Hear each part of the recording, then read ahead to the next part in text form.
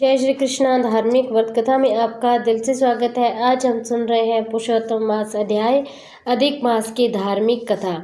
श्री नारायण बोले, चित्रगुप्त धर्मराज के वचन को सुनकर अपने योद्धाओं से बोले, यह कंद्रय प्रथम बहुत समय तक अत्यंत लोभ से ग्रस्त हुआ, बात चोरी करना शुरू किया। इसीलिए यह प्रथम प्रेत शरीर को प्राप्त कर बाद में वानर शरीर में जाए, तब हम इसको बहुत सी नरक यातनाएं देंगे।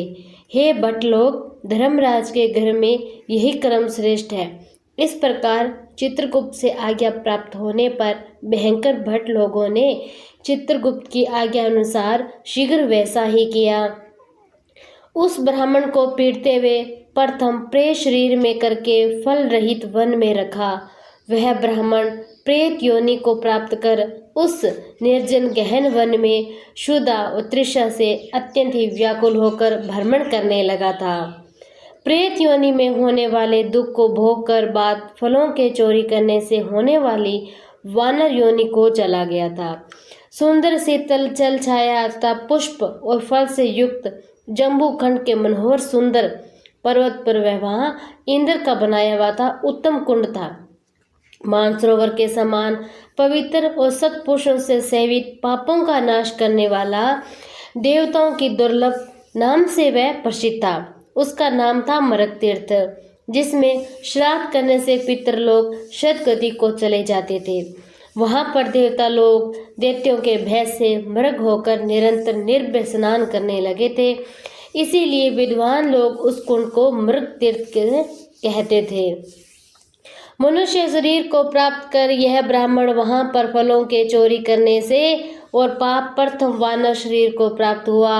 और नारद मुनि बोले, त्रिलोक को पवित्र करने वाले रमणीय तीर्थ में पाप कोटि से युक्त दुष्ट वानर कैसे वास करता हुआ?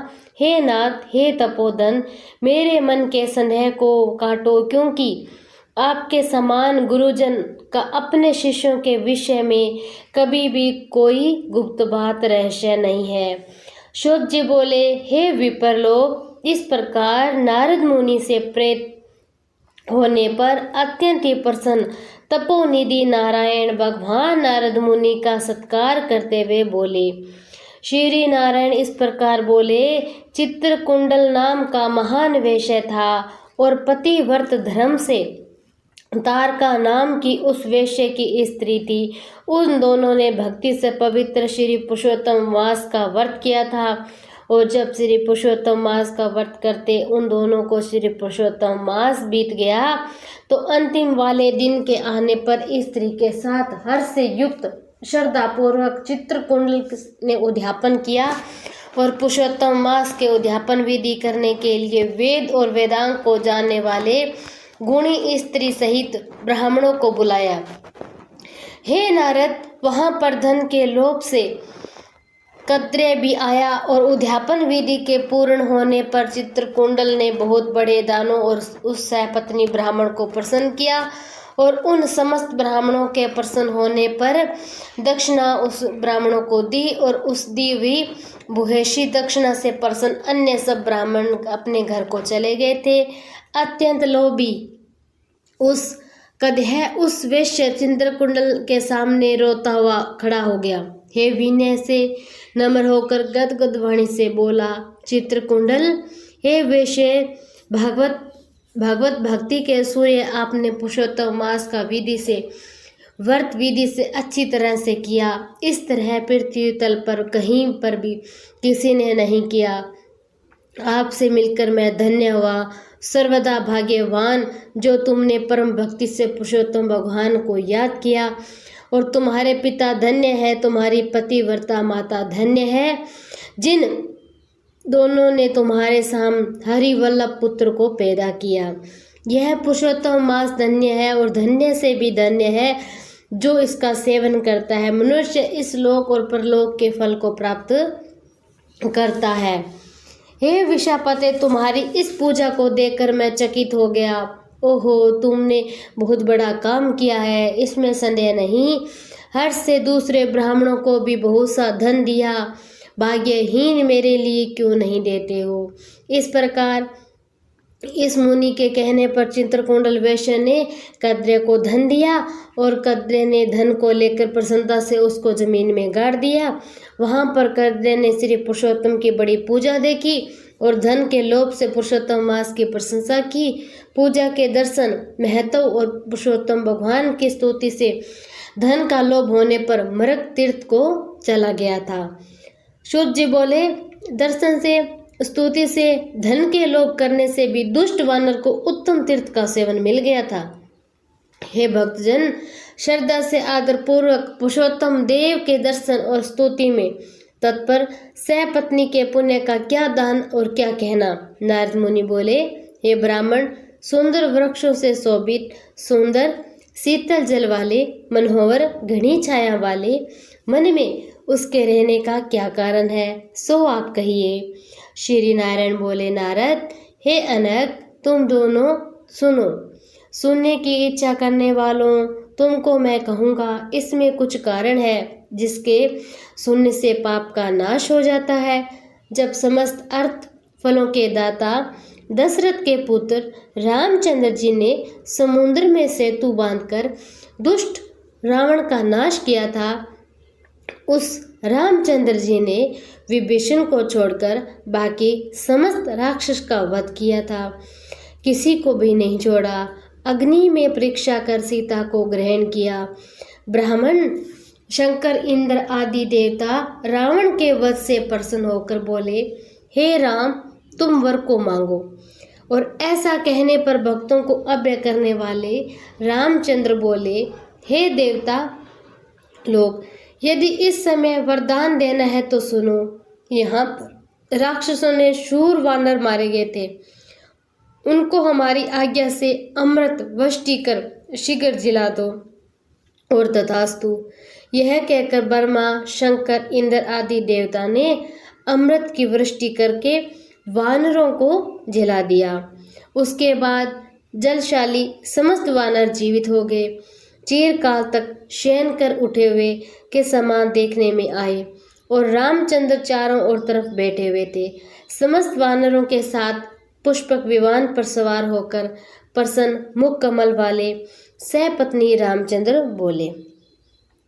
श्री रामचंद्र जी बोले, हे सुग्रीव, हे हनुमत, हे तारा तमस, हे जामवान, वानरों के साथ आप लोगों ने मित्र के समस्त कार्य किया।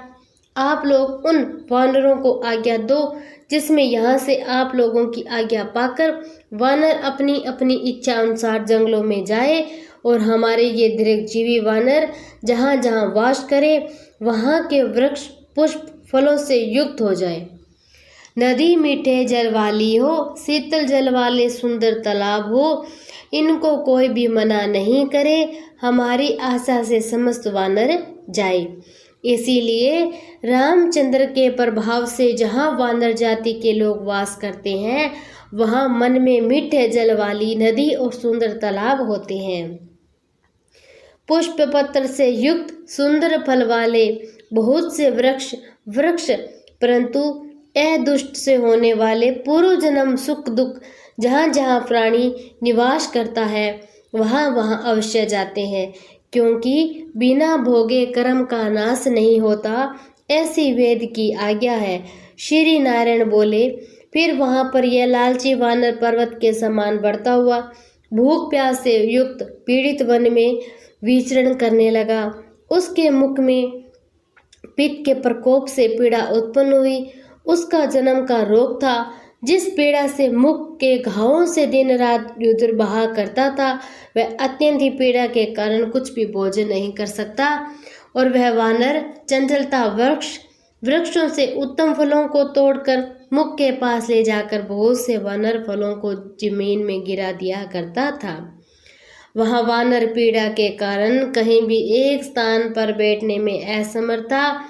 एक वृक्ष से दूसरे वृक्ष पर जाता हुआ मृत्यु को सुख देने वाला मानने लगा। किसी समय पृथ्वी पर गिर पड़ा और अत्यंत ही दुखित हो विलाप करने लगा। शरीर के टूट जाने से जलहीन मछली के समान तड़पता हुआ रोदन करने लगा। स्थिर शरीर वाला, गलित मुख वाला वह वानर भूख प्यास से पीड़ित हो गया। उसके समस्त दांत मुख रोग से पीड़ित होकर गिर गया। पूर्व जन्म के कृत पाप से इस तरह दुख को प्राप्त हुआ। इस प्रकार नित्य प्रति निराहार रहते हुए वानर को देवयोग से श्री पुरुषोत्तम मास आया और उस पुरुषोत्तम मास में भी उसी प्रकार शीत वात आदि से पीड़ित रहा। किसी समय बहुल पक्ष में गहन वन में विचरण करता हुआ प्यासा वानर कुंड के पास पहुंचने पर भी जलपान करने को समर्थ नहीं हुआ। भूख से युक्त भी चपलता से वह ऊंचे वृक्ष के ऊपर चढ़ गया। एक वृक्ष से दूसरे वृक्ष पे जाते हुए उसके बीच में एक कुंड आ पड़ा। बहुत दिनों में निराहार स्थिर इंद्रिय जर्जर शरीर वाला निर्बल स्थिर प्राण वाला कुंड के तट भाग पर आया। इस प्रकार 10वीं तिथि से 4 दिन तक वानर श्री पुरुषोत्तम मास में उस कुंड में लोटपोट करते हुए बीत गया। 5वें दिन होने पर आने पर मध्याह्न काल में उस तीर्थ में जल से भीगा शरीर वाला वानर प्राण से रहित होकर गिर गया। वह उस देह को त्याग कर पापों से रहित होकर तत्काल ही दिव्य आभूषण से भूषित दिव्य देह को प्राप्त हुआ। नील कमल के दल समान श्याम वर्ण करोड़ों कामदेव के समान सुंदर चमकते हुए रत्नों से जड़ित क्रीटधारी सुंदर शोभामान मत्स्य कुंडल वाला शोभामान पवित्र पीत वस्त्रधारी कमर में रत्नों से जड़ित मेखला वाला शोभामान बाजूबंद कंकण अंगूठी हार से शोभित नील वर्ण के टेढ़े चिकने वालों से आवत सुंदर मुख था। उसी समय शीघ्र वहां वैष्णव से युक्त विमान आया जिसमें भेरी मर्दंग वेणु वीणा का महाशब्द हो रहा था। वेदांगनाओं का नाच हो रहा था। गंधर्व किन्नर के सुंदर गान हो रहे थे। ऐसे उस विमान को महाभाग दिव्यधारी वानर देखकर अत्यंत विषम को प्राप्त करने लगा। पाप की मेरे को सुख कैसे हुआ और विमान सुख बड़े पुण्य आत्मा कोई तो होना उचित है। इसके बाद कोई वेदांगना उसके ऊपर चंद्रमा के समान छत्र को धारण करती हुई कोई 2 अप्सराएं हर्ष से उसको दोनों तरफ चामर को ढुला रही थी। कोई पान हाथ में लिए खड़ी थी। उसके सामने अप्सराएं नाच कर रही थी। कोई गंगा जल से भरी हुई झारी को लिए खड़ी थी। कोई उसके सामने खड़ी गाने बजाने में तत्पर है। इस प्रकार उस वैभव को देखकर चित्र में बने हुए समान निश्चल हो गया था। यह क्या मुझ दुष्ट पाप को किस पुण्य से यह सब प्राप्त हुआ है। मेरा कुछ भी तो पुण्य नहीं था जिसमें मैं हरि भगवान के परम पद को जाऊं। तब श्री नारायण बोले कि इस प्रकार तर्क करते हुए कद्रे ने उस सुख को बहुत बड़ा खजाना दिव्य विमान को सामने देखकर आश्चर्य किया। हे भगवान, मैं तो बहुत पापी था और किस पुण्य से मुझे ये मिला। बाद हरि भक्तों ने उस कद्रे का हार्दिक अभिप्राय जानकर उसके सामने विनयपूर्वक हाथ जोड़कर उसके चरणों में नमस्कार कर वानर शरीर को त्यागते हुए उस कद्रे को सुख और सुंदर वचन कहा। यह अध्याय समाप्त होता है। कल अगला अध्याय हम कल करेंगे। राधे राधे।